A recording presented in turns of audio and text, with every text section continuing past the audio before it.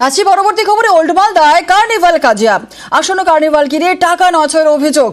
উপপুরপ্রধানের নিশানায় পুরপ্রধান, তিনি অবশ্য মানতে নারাজ। উপপুরপ্রধান এবং পুরপ্রধান দুজনেই তৃণমূলের।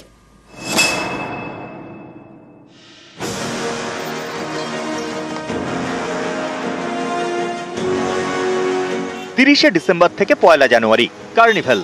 আয়োজক তৃণমূল পরিচালিত ওল্ড মালদা পুরসভা। এই কার্নিভাল ঘিরেই কোন্দল। পুরপ্রধান কার্তিক ঘোষের বিরুদ্ধে টাকা নয়ছয়ের অভিযোগ তুলেছেন তৃণমূলেরই উপপুরপ্রধান শফিকুল ইসলাম।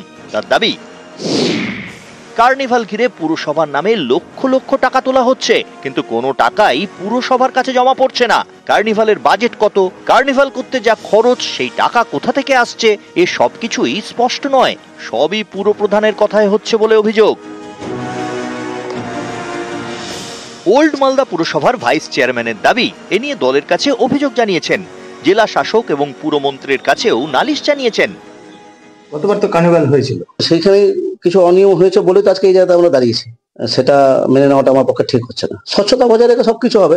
দলের আমি দলীয় নেতৃত্বকে জানাবো, ভোট অফ কাউন্সিলর মিটিং এ বলেছি। যদি কেউ এটা প্রমাণ করে দিতে পারে কার্নিভালের নামে কোনো মানুষের কাছে কোনো অর্থ চেয়েছে, যদি প্রমাণ করে দিতে, আমি রাজনীতি ছেড়ে দেবো। যদি আপত্তি তুলে থাকে যদি কোনো ব্যক্তি বা কেউ, সেটা আমাদের নিশ্চয়ই ওখানটা রেজুলেশনে হবে।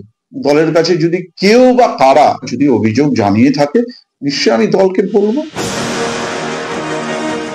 মালদা থেকে সেবক দেব শর্মা, নিউজ 18 বাংলা।